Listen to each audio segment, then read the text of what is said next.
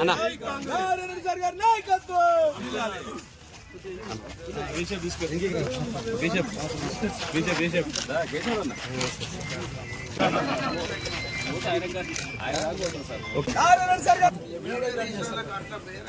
Okay sir.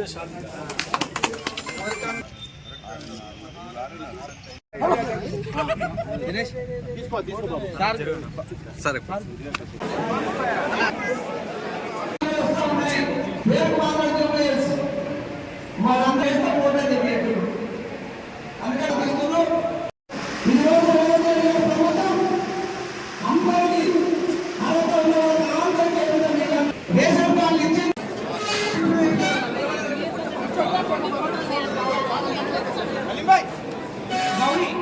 అమ్మాయి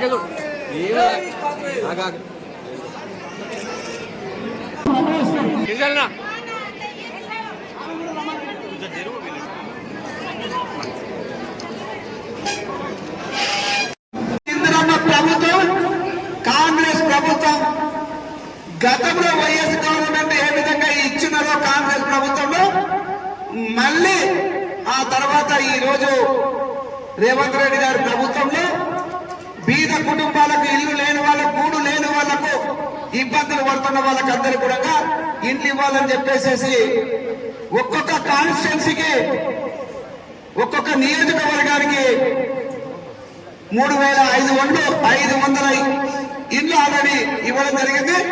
ఇంకా కూడా అవసరం ఉంటే ఇవ్వడానికి కాంగ్రెస్ ప్రభుత్వం రెడీ ఉందని చెప్పేసి మీకు అందరికీ తెలియజేస్తా ఉన్నాను. కానీ ఇచ్చిన వాళ్ళందరూ కట్టుకోవాలి చేసేసి మెసేజ్ చేయడానికి మీరు రావాలంటున్నారు. చాలా సంతోషంగా ఇది అయిపోయేదానికి అందరం కలిసి పోదాం, దావత్ చేసుకుందామని చెప్పి అందులో మీరు సుఖంగా ఉండాలన్నది కాంగ్రెస్ ప్రభుత్వం యొక్క ముఖ్య ఉద్దేశం.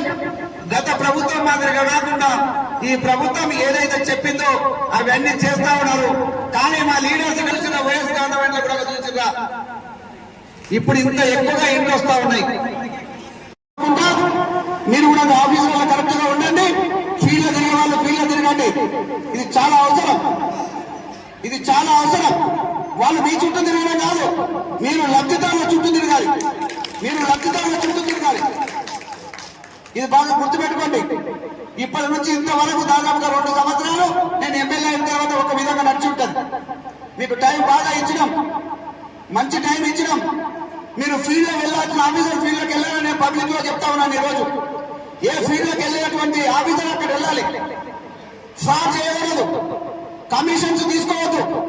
కమిషన్ తీసుకునే వాళ్ళు నేను పంపించేస్తాం. ఎవరు లేదా కూడా ₹1 కూడా తీసుకోవద్దు. ఒక గంట లేట్ అవుతుందేమో, నేను మీకు కూడా చెప్తున్నా, ఎవరికి ఇవ్వద్దు, ₹1 కూడా మీరు ఎవరికి ఏ ఆఫీసర్కి ఇవ్వద్దు అని చెప్పి తెలియజేస్తా ఉన్నా.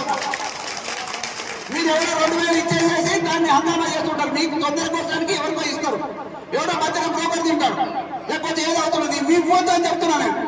ఈ ఇవ్వడం గంట లేట్ అవుతుంది, ఏమవుతుంది?